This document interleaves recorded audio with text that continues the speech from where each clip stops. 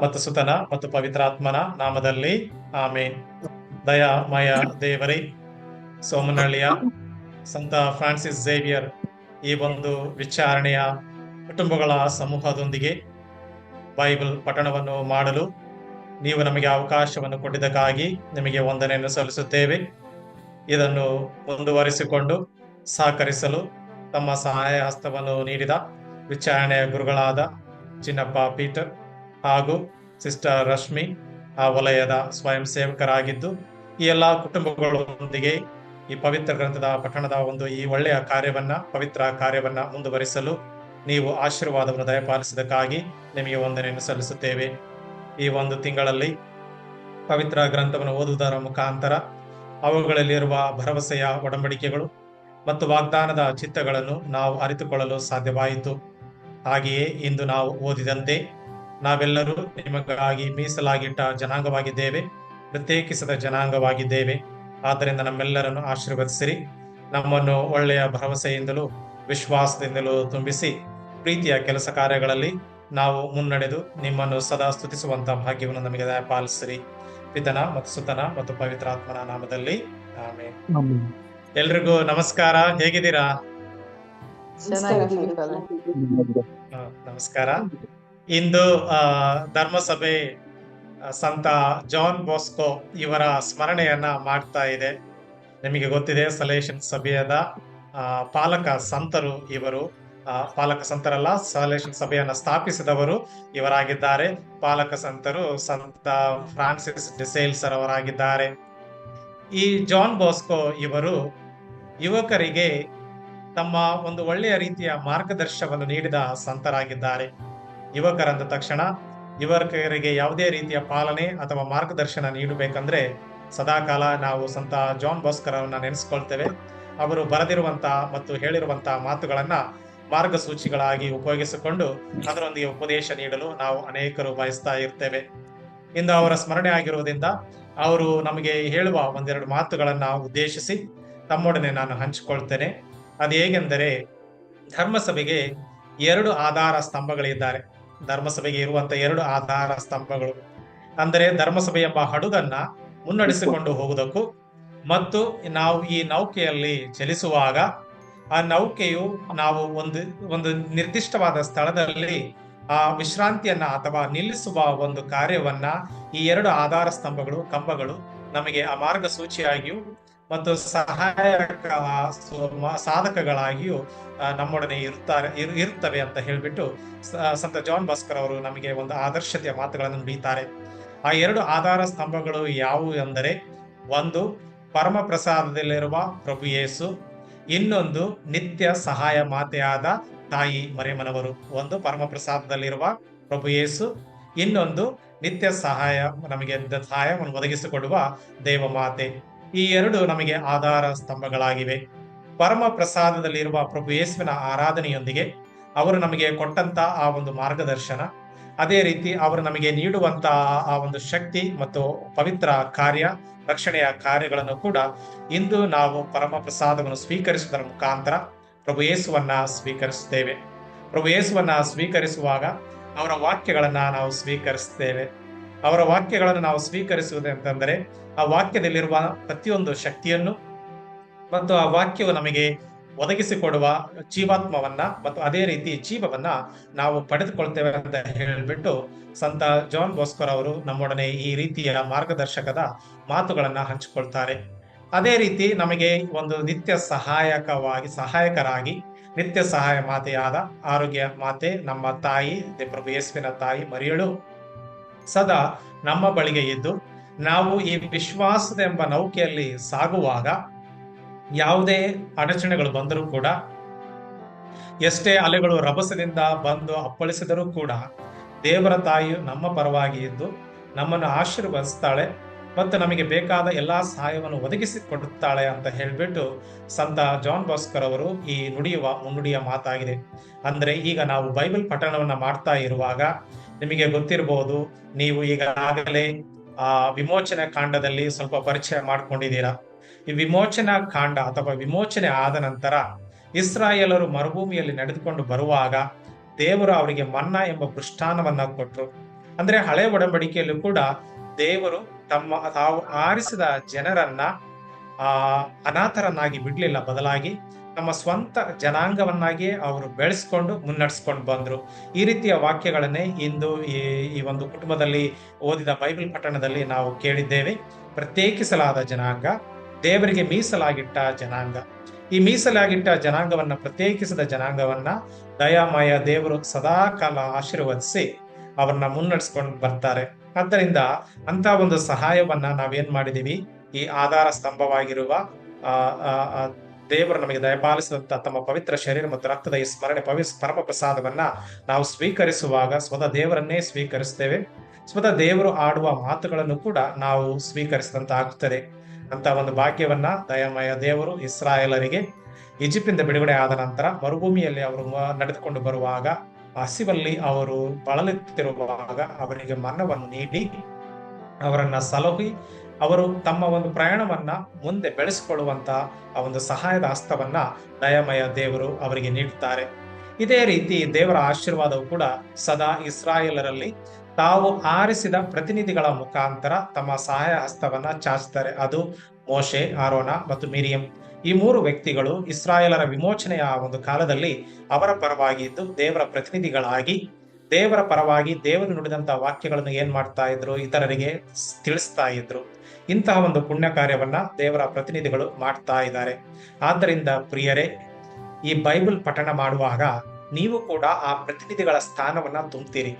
ಹೇಗೆ ಮೋಶೆ, ಆರೋನ ಮತ್ತು ಮಿರಿಯಂ ಇವರು ದೇವರು ಅವರಿಗೆ ತಿಳಿಸಿದಂತ ಮಾತುಗಳನ್ನ ಇತರರಿಗೆ ತಿಳಿಸಿದರು, ಅದೇ ರೀತಿ ನೀವು ಕೂಡ ಯಾವಾಗೆಲ್ಲ ಒಬ್ಬರು ಬೈಬಲ್ ಪಠಣವನ್ನು ಮಾಡ್ತಾ ಇದ್ದೀರೋ, ನೀವು ವೈಯಕ್ತಿಕವಾಗಿ ಈ ಬೈಬಲ್ ಪಠಣ ಮಾಡ್ತಾ ಇಲ್ಲ, ಬದಲಾಗಿ ಸಾಮೂಹಿಕವಾಗಿ ಇತರರ ಪರವಾಗಿ ಈ ಪವಿತ್ರ ಗ್ರಂಥವನ್ನ ಗಟ್ಟಿಯಾಗಿ ಓದುವುದರ ಮುಖಾಂತರ ದೇವರ ವಾಕ್ಯಗಳನ್ನ ನೀವು ಇನ್ನೊಬ್ಬರ ಹತ್ರ ಹಂಚ್ಕೊಳ್ತಾ ಇದ್ದೀರಿ. ಅಂದ್ರೆ ಹೇಗೆ ದೇವರ ಪ್ರತಿನಿಧಿಗಳು ದೇವರು ನುಡಿದಂತ ಮಾತುಗಳನ್ನ ಇನ್ನೊಬ್ಬರಲ್ಲಿ ಹಂಚಿಕೊಳ್ತಾರೋ, ಹಾಗೆ ನೀವು ಗಟ್ಟಿಯಾಗಿ ಓದುವುದರ ಮುಖಾಂತರ, ಬೈಬಲ್ ಪಠಣವನ್ನ ಮಾಡುವುದರ ಮುಖಾಂತರ ಆ ದೇವರ ಮಾತುಗಳನ್ನ ನೀವು ಓದುವಾಗ ಇತರರು ಅದು ಕೇಳುವಂತ ಒಂದು ಪುಣ್ಯ ಕಾರ್ಯವು ಈ ಒಂದು ಕುಟುಂಬದ ಬೈಬಲ್ ಪಠಣದ ಒಂದು ಕಾರ್ಯದಲ್ಲಿ ನಡೀತಾ ಇದೆ. ಆದ್ದರಿಂದ ನೀವೆಲ್ಲರೂ ಆ ಪ್ರತಿನಿಧಿಗಳ ಸ್ಥಾನದಲ್ಲಿದ್ದೀರಿ. ಪ್ರತಿನಿಧಿಗಳಲ್ಲಿ ಸ್ಥಾನದಲ್ಲಿದ್ದೀರಿ ಅಂದ್ರೆ ನಿಮಗೆ ಹೆಚ್ಚಿನ ಒಂದು ಬಾಧ್ಯತೆ ಇದೆ. ಈ ಬಾಧ್ಯತೆ ನಿಮ್ಮನ್ನು ಒಂದು ಒಳ್ಳೆಯ ಶಕ್ತಿಯಿಂದಲೂ ಮತ್ತು ಒಂದು ಒಳ್ಳೆ ಪುಣ್ಯ ಕಾರ್ಯದೊಂದಿಗೆ ನಿಮ್ಮನ್ನು ಏನ್ ಮಾಡ್ಕೊಂಡು ಹೋಗ್ತದೆ, ಮುನ್ನಡೆಸ್ಕೊಂಡು ಹೋಗ್ತಾ ಇದೆ.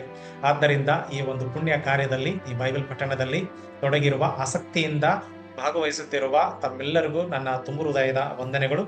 ನಮ್ಮ ಅತಿ ವಂದನೆಯ ಪೂಜ್ಯ ಧರ್ಮದಕ್ಷರಾದ ಪೀಠ ಮಚಾದ ಅವರ ಆಶೀರ್ವಾದಗಳು ತಮಗೆಲ್ಲದೂ ಇದೆ ಅಂತ ತಿಳಿಸಿದ್ದಾರೆ. ಅದೇ ರೀತಿ ನಮ್ಮ ಸಹಾಯಕ ಧರ್ಮಾಧ್ಯಕ್ಷರುಗಳಾದ ಸತೀಶ್ ಕುಮಾರ್ ಮತ್ತು ಅದೇ ರೀತಿ ಸಹಾಯಕ ಧರ್ಮಾಧ್ಯಕ್ಷರಾದ ಅತಿವಂದನೆಯ ಜೋಸೆಫ್ ಸೂದರ್ ಇವರು ಕೂಡ ತಮ್ಮ ಅಭಿನಂದನೆಗಳನ್ನ, ಆಶೀರ್ವಾದಗಳನ್ನು ತಿಳಿಸಿದ್ದಾರೆ. ಅವರು ಭುವನೇಶ್ವರದಲ್ಲಿ ಒಂದು ದೊಡ್ಡ ಒಂದು ಕಾರ್ಯಾಲಯದ ಒಂದು ತರಬೇತಿ ಅಥವಾ ಮೀಟಿಂಗ್ ಅಲ್ಲಿ ಇರುವುದರಿಂದ ಅವರಲ್ಲಿ ಇಲ್ಲಿ ಭಾಗವಹಿಸಲಿಕ್ಕೆ ಆಗ್ಲಿಲ್ಲ. ಬದಲಾಗಿ ಅವರು ತಮ್ಮ ಶುಭಾಶಯಗಳನ್ನ, ವಂದನೆಗಳನ್ನ, ನಮ್ಮ ಮುಖಾಂತರ ನಿಮಗೆ ತಿಳಿಸ್ತಾ ಇದ್ದಾರೆ. ಅದೇ ರೀತಿ ಒಂದು ಪುಣ್ಯ ಕಾರ್ಯವನ್ನ ಹಮ್ಮಿಕೊಳ್ಳಲು ಮತ್ತು ನಿಮಗೆ ಅಲ್ಲಿ ಮಾರ್ಗದರ್ಶಕರಾಗಿರುವಂತ ಅತಿ ವಂದನೆಯ ಗುರುಗಳಾದ ಸಿ ಪೀಠ ಇವರಿಗೂ ನಮ್ಮ ತುಂಬು ಹೃದಯದ ವಂದನೆಗಳು. ಬೈಬಲ್ ಆಯೋಗದ ಪ್ರತಿಯಿಂದ ನಮ್ಮ ತುಂಬು ಹೃದಯದ ವಂದನೆಗಳು. ಹಾಗೂ ಅಲ್ಲಿ ವಲಯದಲ್ಲಿ ನಿಮಗೆ ಸಹಕರಿಸುತ್ತಿರುವ ಸ್ವಯಂ ಸೇವಕರಾದ ಸಿಸ್ಟರ್ ರಶ್ಮಿ ಇವರಿಗೂ ಮತ್ತು ನಮ್ಮ ಬೈಬಲ್ ಆಯೋಗದ ಪ್ರತಿನಿಧಿಗಳಾದ ಸಿಸ್ಟರ್ ಅನಿತಾ ಮತ್ತು ಬ್ರದರ್ ನಾಥನ್ ಇವರಿಗೂ ಬೈಬಲ್ ಆಯೋಗದ ಕಡೆಯಿಂದ ತುಂಬು ಹೃದಯದ ವಂದನೆಗಳನ್ನ ಸಲ್ಲಿಸ್ತೇವೆ. ನೀವು ಪ್ರಾರಂಭಿಸಿದ ಈ ಪುಣ್ಯ ಕಾರ್ಯವು ಸುಗಮವಾಗಿ ಮುನ್ನಡೆಯಲಿ. ಪ್ರತಿಯೊಬ್ಬರು ಪ್ರತಿಯೊಂದು ವಾಕ್ಯವನ್ನ, ಅಧ್ಯಾಯವನ್ನು ಓದುವಾಗ ದಯಮಯ ದೇವರ ಹೇರಳವಾದ ಆಶೀರ್ವಾದ ಸದಾ ನಿಮ್ಮ ಮೇಲೆ ಇರಲಿ. ಅದೇ ರೀತಿ ಪ್ರತಿಯೊಬ್ಬರು ಆಸಕ್ತಿಯಿಂದ ಭಾಗವಹಿಸುತ್ತಾ ಅತಿ ಹೆಚ್ಚಿನ ಕುಟುಂಬಗಳು ಈ ಒಂದು ಪುಣ್ಯ ಕಾರ್ಯದಲ್ಲಿ ಭಾಗವಹಿಸುವಂತಹ ಒಂದು ಆಸಕ್ತಿಯನ್ನ ನೀವು ಕೂಡ ಹಂಚಿಕೊಳ್ಬೇಕು ಮತ್ತು ಇತರರನ್ನು ಕೂಡ ಈ ಒಂದು ಪುಣ್ಯ ಕಾರ್ಯಕ್ಕೆ ಆಹ್ವಾನಿಸಿ ಇದರಲ್ಲಿ ಆಗುವಂತಹ ಬದಲಾವಣೆಗಳು ಮತ್ತು ಇದರಲ್ಲಿ ಆಗುವಂತಹ ದೇವರ ಅನುಭವಗಳನ್ನ ನೀವು ಪುನಃ ಹಂಚಿಕೊಂಡಾಗ ಈ ಒಂದು ಕಾರ್ಯವು ಯಶಸ್ವಿಯಾಗಿ ಪೂರ್ಣಗೊಳ್ಳುತ್ತದೆ ಅನ್ನೋದು ನನ್ನ ಒಂದು ಆಶೆ ಆಗಿದೆ. ದಯಮಯ ದೇವರ ಆಶೀರ್ವಾದ ನಿಮ್ಮಲ್ಲಿರಲಿ ಮತ್ತು ಈ ಒಂದು ಕಾರ್ಯಕ್ಕೆ ಸಹಕರಿಸುತ್ತಿರುವ ತಮ್ಮೆಲ್ಲರಿಗೂ ಪ್ರತಿಯೊಬ್ಬರಿಗೂ ನನ್ನ ತುಂಬು ಹೃದಯದ ವಂದನೆಗಳು. ಹಾಗೂ ಇದನ್ನು ಸರಾಗವಾಗಿ ಒಳ್ಳೆಯ ರೀತಿಯಲ್ಲಿ ಮುನ್ನಡೆಸ್ಕೊಂಡು ಹೋಗ್ಬೇಕಂತ ಹೇಳ್ಬಿಟ್ಟು ಆಶಿಸುತ್ತಾ ನನ್ನೆಲ್ಲ ಪ್ರಾರ್ಥನೆಗಳನ್ನ, ಭರವಸೆಯನ್ನ ನಿಮಗಾಗಿ ನಾನು ಕಾಯ್ದಿರಿಸಿರ್ತೇನೆ. ದೇವರ ಆಶೀರ್ವಾದ. Thank you father. ನಿಮ್ಮೆಲ್ಲರ ಪರವಾಗಿ ದೊಡ್ಡ ಧನ್ಯವಾದಗಳು ಟು ಫಾದರ್ ಜೀವನ್. ಸೊ ನಮ್ಮ ಫಾದರ್ ಪೀಟರ್ ಜಾಯ್ನ್ ಆಗಿದ್ದಾರ. Sister Rashmi, has father joined? Daily join ಆಗ್ತಾ ಇದ್ರಲ್ಲ ಫಾದರು, ಸೊ ನಾನು ಇದ್ದಾರೆ He ಅನ್ಕೊಂಡಿದ್ದೆ. is out of station. Okay ಸರಿ, ನಾವು ಪರವಾಗಿಲ್ಲ. ಫಾದರ್ ಮಿಸ್ ಮಾಡ್ಕೋತೀವಿ. Thank you, but big support and blessing and thanks to father Peter. So ನಿಜವಾಗ್ಲೂ ಅವರು ಎಲ್ಲ ಕಡೆ ಕೋಆಪರೇಟ್ ಮಾಡಿ ಸಿಸ್ಟರ್ ರಶ್ಮಿ ನಂಬರ್ ಕೊಟ್ಟು ಇದನ್ನ ಮುನ್ನಡೆಸ್ಕೊಂಡು ಬಂದಿದ್ದಾರೆ. May god bless him on all our behalf. So ನೀವು ಹೇಳಿ, ನೀವು ಒಂದು ತಿಂಗಳು ದೇವರ ವಾಕ್ಯ ಜೊತೆ ಡೈಲಿ ನಾವು ಒಟ್ಟಿಗೆ ಬರ್ತಾ ಇದ್ವಿ, ನಿಮ್ಮ ಎಕ್ಸ್ಪೀರಿಯನ್ಸ್ ಹೇಳಿ. Will start with sister Rashmi. Sister Rashmi ಹೇಳಿ sister.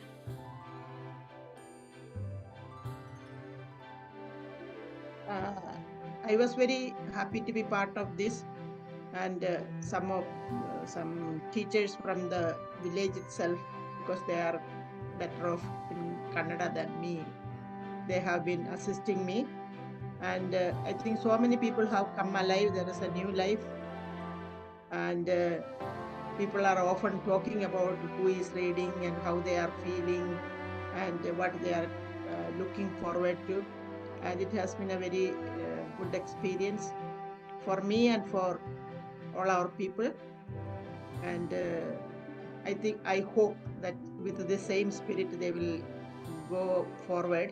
Sometimes when we look for people to read in the church for the liturgy, it's difficult to find people, but now we are seeing everybody can read and they are doing it very well. So of course now we can follow them because we have seen them reading well, and people are getting interested, and I see so many of them are very faithfully signing in, although some others are not there, but so far it's a very good response. I am very happy. Thank you sister.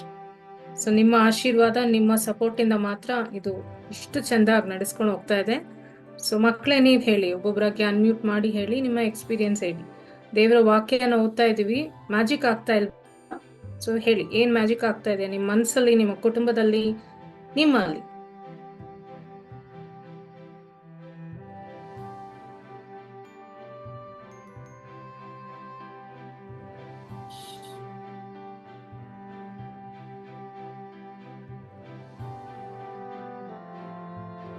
ಜೋಸಫನ್ ಮಾತಾಡಿ.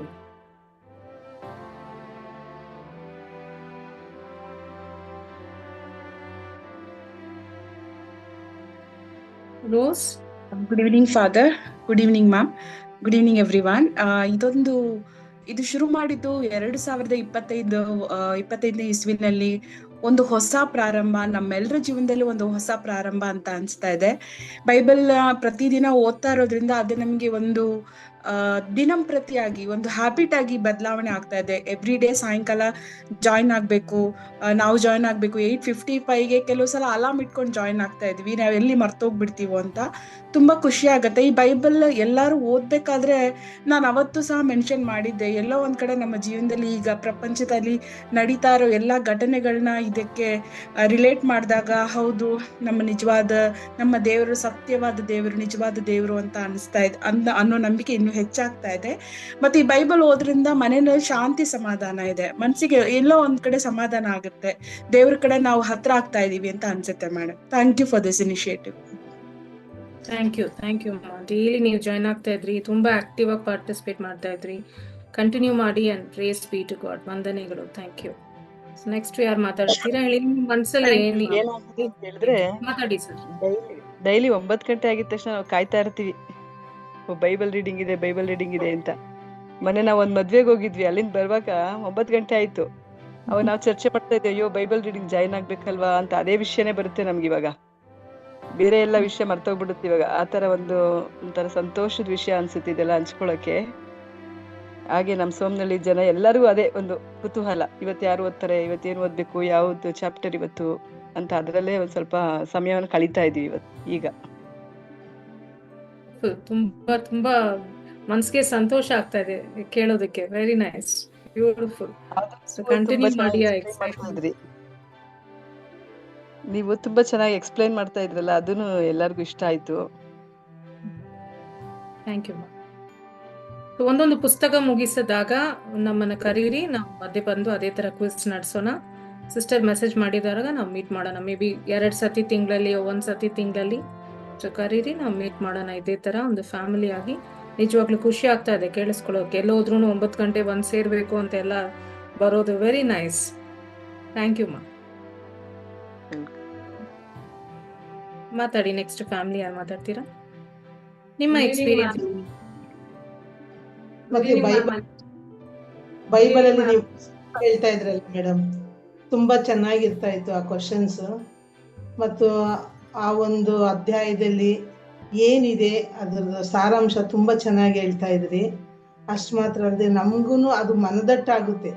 ಓ, ಈ ರೀತಿ ಈ ಬೈಬಲಲ್ಲಿ ಇದೆ. ನಾವು ಏನೋ ಊಹೆ ಮಾಡ್ಕೊಂಡಿದ್ದೋ, ಓ ಈ ತರ ಇರುತ್ತೆ ಪೀಠ, ಆ ತರ ಇರುತ್ತೆ. ಆದ್ರೆ ಪೀಠದ ಒಂದು ವರ್ಣನೆ ನಿಜವಾಗ್ಲೂ ತುಂಬಾ ಚೆನ್ನಾಗಿ ನಮ್ಗೆ ಅರ್ಥ ಆಗುವ ರೀತಿಯಲ್ಲಿ ನೀವು ನಮ್ಗೆ ತಿಳಿಸ್ಕೊಟ್ರಿ. ಅಷ್ಟು ಮಾತ್ರ ಅಲ್ಲದೆ ಈ ರೀತಿ ಎಲ್ಲ ಆಗಿನ ಕಾಲದ ಜನಗಳು ಅದನ್ನೆಲ್ಲ ಮಾಡ್ತಿದ್ರ ಅನ್ನೋ ಒಂದು ಕ್ವಶನ್ ನಾವು ಯಾವಾಗ್ಲೂ ನೆನ್ಸ್ಕೊಳ್ತಾ ಇದ್ದೋ.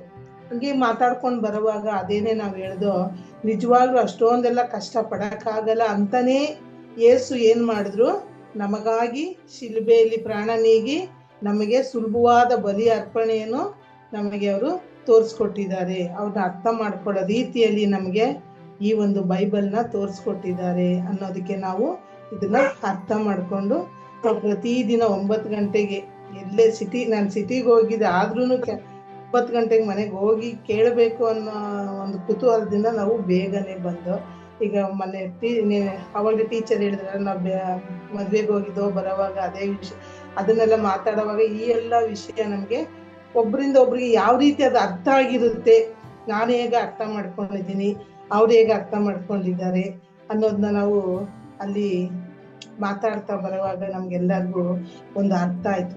ತುಂಬಾ ಥ್ಯಾಂಕ್ಸ್ ಈ ಒಂದು ಕಾರ್ಯಕ್ರಮ ನಡೆಸ್ಕೊಡ್ತಾ. Thank you. ನೀವು ತುಂಬಾ ಚಂದ ಬ್ಯೂಟಿಫುಲ್ ಆಗಿ ಮಾತಾಡಿದ್ರಿ, ಮನಸ್ಸಿಂದ ಮಾತಾಡಿದ್ರಿ. ವಂದನೆಗಳು. ಥ್ಯಾಂಕ್ ಯು ಅಮ್ಮ. ಮಾಸ್ಟರ್, ನೀವು ಮಾತಾಡ್ತೀರಾ? ಸೈಲೆಂಟ್ ಇದ್ದೀರಾ? ಡೈಲಿ ಫುಲ್ ಜೋಶಲ್ಲಿ ಆನ್ಸರ್ ಮಾಡ್ತಾ ಇದ್ರು ಸರ್.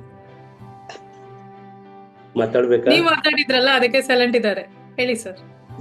ಇಲ್ಲ ಮೇಡಮ್, ಅವರು ಮಾತಾಡ್ತಾರೆ. ನಿಜ ಹೇಳ್ಬೇಕಂದ್ರೆ ನಾನು ಮೊದಲು ಮಲಗೋಕ್ ಮುಂಚೆ ಬೈಬಲ್ ಓದ್ತಾ ಇದ್ದೆ. 10 ಗಂಟೆ ಆಗಿರ್ಬೋದು, 11 ಗಂಟೆ ಆಗ್ಬೋದು. ಒಂದು ಅಟ್ಲೀಸ್ಟ್ 1 or 2 ಚಾಪ್ಟರ್ಸ್ ಅಷ್ಟೇ ಓದ್ತಾ ಇದ್ದು. ಅದ್ರ ಬಗ್ಗೆ ಒಂದು 5 ನಿಮಿಷ ಮಾತ್ರ ಧ್ಯಾನ ಮಾಡ್ತಾ ಇದ್ದೆ. ಬಟ್ ನನ್ನ ಧ್ಯಾನ ಅಷ್ಟೊಂದು ಸಮಂಜಸವಾಗಿ ಇರಲಿಲ್ಲ ಅನ್ನೋದು ಈಗ ನನಗೆ ಅರಿವಾಗ್ತಾ ಇದೆ. ಯಾಕಂದರೆ ಈಗ ನೀವೇನು ಮಾಡ್ತಿದ್ದೀರಿ, ಪ್ರತಿಯೊಂದು ಅಂಶವನ್ನು ಸಾಕಷ್ಟು ರೀತಿಯಲ್ಲಿ ವಿವರಣೆ ಕೊಡ್ತಾ ಇದ್ದೀರಾ ಬೈಬಲ್ ಓದ್ಬೇಕಾದ್ರೆ. ಮತ್ತು 5 ಚಾಪ್ಟರ್ ಓದಿದ್ರು 5 ಚಾಪ್ಟರ್ನ ನಾವು ಅರ್ಥ ಮಾಡ್ಕೊಳ್ಳೋ ರೀತಿಯಲ್ಲಿ ವ್ಯವಹಾರ ಆಗ್ತಾ ಇದೆ. ಮತ್ತೆ ಏನಂದ್ರೆ ಆಕ್ಚುಲಿ ಹಿಂದಿನ ಕಾಲದಲ್ಲಿ ಯಾವ ರೀತಿಯ ಬಲಿ ಅರ್ಪಣೆ ಆಗ್ತಾ ಇತ್ತು, ಇವತ್ತು ಹಿಂದೂಗಳು ಅದನ್ನ ಆಚರಣೆ ಮಾಡ್ತಾ ಇದ್ದಾರೆ. ನಮ್ಮಲ್ಲಿ ಕೂಡ ಕೆಲವು ಹಳ್ಳಿಗಳಲ್ಲಿ ಆ ಥರ ಆಚರಣೆ ಇದೆ.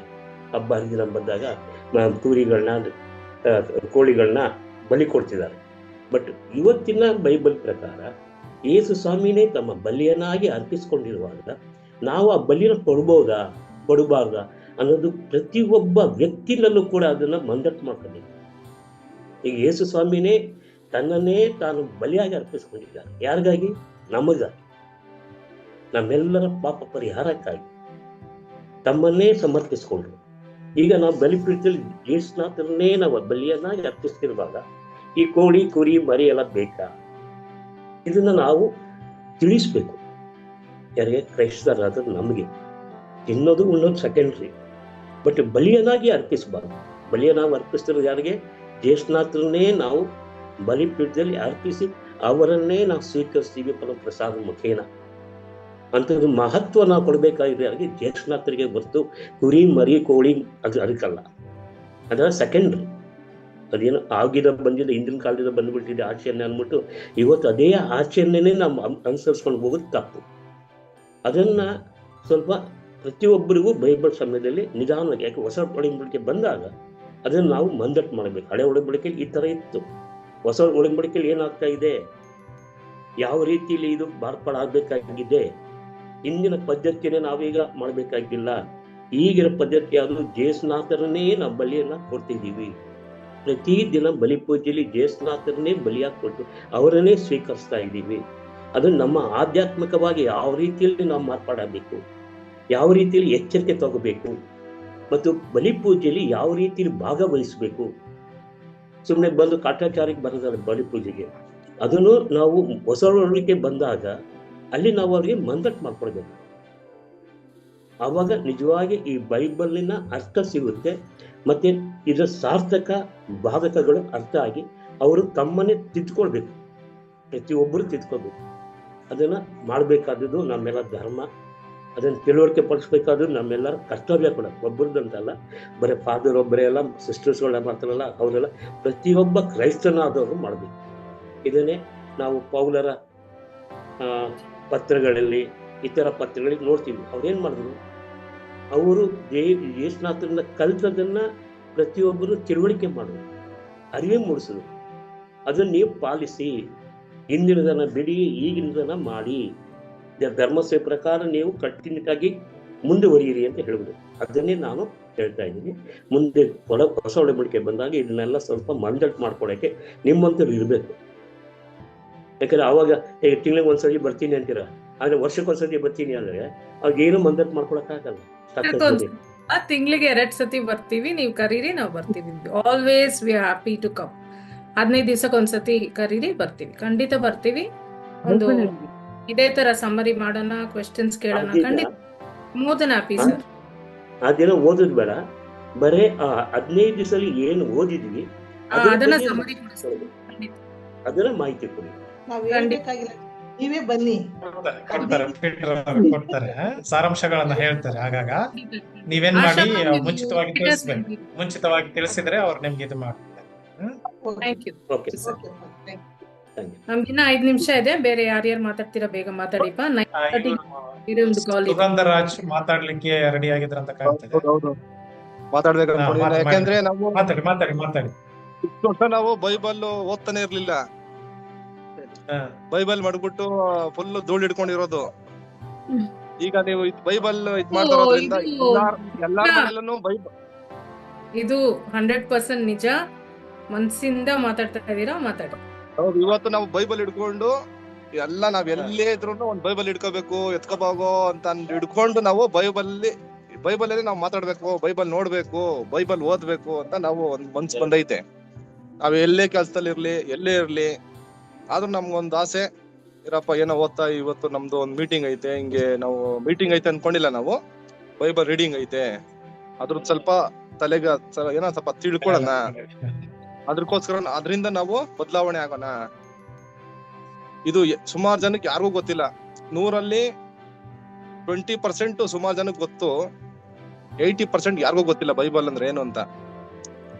ನಾವು ಬೈಬಲ್ ನೀವು ಸ್ಟಾರ್ಟ್ ಮಾಡ್ದಾಗಿಂದ ನಾವು, ನನ್ಗೊಂದು ಅನುಭವ, ನನಗೆ 100ರಲ್ಲಿ 10% ಗೊತ್ತಾಗೈತಿ. ಇವಾಗ ಇನ್ನು ಮುಂದಕ್ಕೆ ನಾವಿನ್ನ ಜಾಸ್ತಿ ಮಾಡ್ಬೇಕು ಅಂತ ನಾವು ನಮ್ಮ ಬೈಬಲ್ ಅಲ್ಲಿ ಅನುಭವ ನಮ್ಗೆ ಚೆನ್ನಾಗಿದೆ.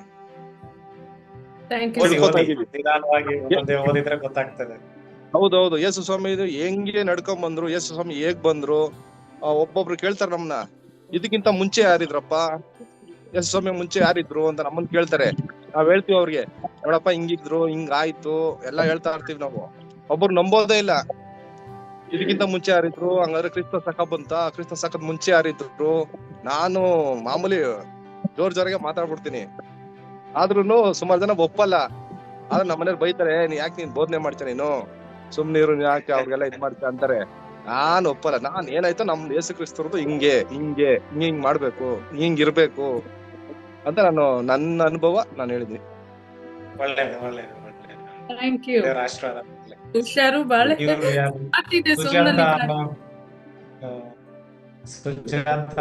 ಮಾತಾಡ್ತಾರ, ಮಾತಾಡಿ. ಬರ್ತಾ ಇದ್ರು ಆಗಾಗ. Good evening ma'am. Good evening. ಮನೇಲಿ ಬೈಬಲ್ ಓದ್ತಾ ಇರ್ಲಿಲ್ಲ ಮೊದ್ಲು. ಇವಾಗ ಬೈಬಲ್ ಎಲ್ಲ ಓದಕ್ ಚೆನ್ನಾಗಿ ಪ್ರಾರಂಭ ಮಾಡಿದ್ದಾರೆ. ತುಂಬಾ ಇಂಟ್ರೆಸ್ಟ್ ಇರ್ತಾರೆ ಬೈಬಲ್ ಎಲ್ಲಾನು. ಅವರು ನಮಗೂ ಹೇಳ್ತಾರೆ, ಲೇಟ್ ಬೈಬಲ್ ಸ್ಟಾರ್ಟ್ ಆಗಿದೆ, ಬೇಗ ಬಾ ಅಂತ ಹೇಳ್ತಾ ಇರ್ತಾರೆ. ತುಂಬಾ ಬದಲಾವಣೆಗಳಾಗಿದೆ. ಇದು ಬದಲಾವಣೆಗೆ ಕಾರಣ ನೀವು ಅಂತ ಹೇಳಕ್ ಇಷ್ಟಪಡ್ತೀನಿ ನಾನು. ದೇವರ ಆಶೀರ್ವಾದ. ಹೊಸ ವರ್ಷ ಹೊಸ ವರ್ಷ ಜುಬ್ಲಿ ವರ್ಷ ಶುರು ಮಾಡಿದ್ದೀರಾ. ಹೇರಳವಾಗಿ ನಿಮ್ಮ ವಿಚಾರಣೆಯನ್ನ ನಿಮ್ಮೆಲ್ಲರನ್ನೆಲ್ಲ ದೇವರ ಆಶೀರ್ವದಿಸ್ತಾರ ಅಂತೇಳಿ ನನಗೆ ಖಂಡಿತ ಆ ಒಂದು ಆಸೆ ಇದೆ, ಭರವಸೆನೂ ಇದೆ. ಈ ಒಂದು 25 ನಿಮ್ಮ ವಿಚಾರಣೆ ಜನವರಿ ತಿಂಗಳು. ಅದರಿಂದ ನನಗೂ ಸ್ವಲ್ಪ ಹೆಮ್ಮೆ ಪಡಿ. ಭಕ್ತಿಯಿಂದ ಎಲ್ಲರೂ ಬೈಬಲ್ ಪಠಣ ಮಾಡಿ ಖಂಡಿತ ದೇವರ ಆಶೀರ್ವಾದ ಮಾಡ್ತಾರೆ, ಎಲ್ಲರನ್ನೂ ಆಶೀರ್ವಾದ ಮಾಡ್ತಾರೆ. ಬೇರೆ ಯಾರು ಮಾತಾಡ್ತೀರಾ? ಇನ್ನೊಂದು 2 ನಿಮಿಷ ಇದೆ, ಬೇಗ ಮಾತಾಡಿ. ನಾವು ಅದೇ ಮೇಡಮ್ ಹೇಳೋದು, ಈ ರೀಡಿಂಗ್ ಇಂದ ನಮಗೂ ತುಂಬಾ ಖುಷಿ ಇದೆ.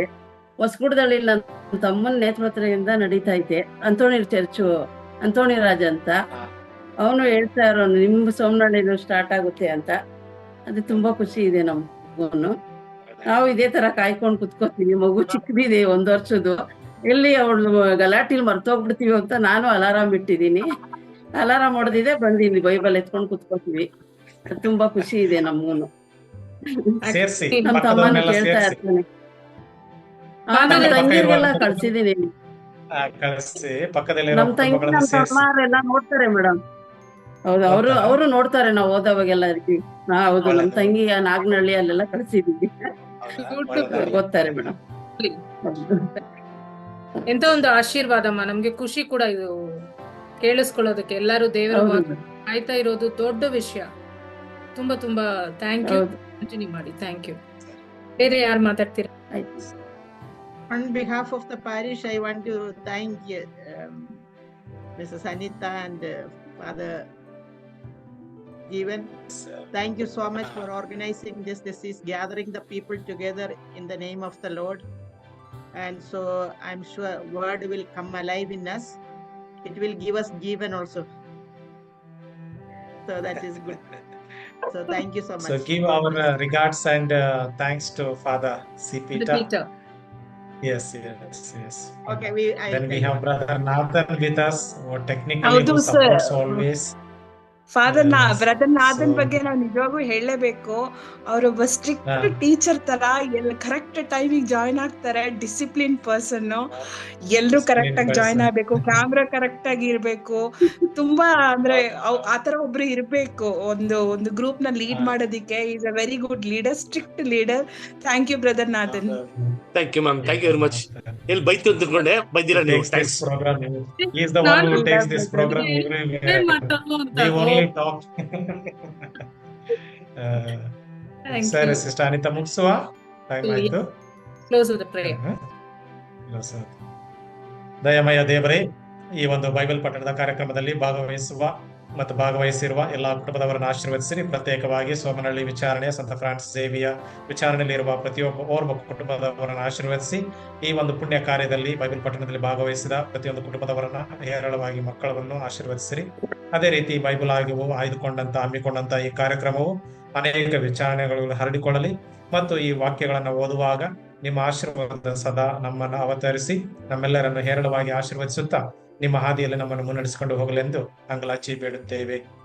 ಪಿತನ ಮತ್ತು ಸುತನ ಮತ್ತು ಪವಿತ್ರಾತ್ಮನ ನಾಮದಲ್ಲಿ ಆಮೆನ್.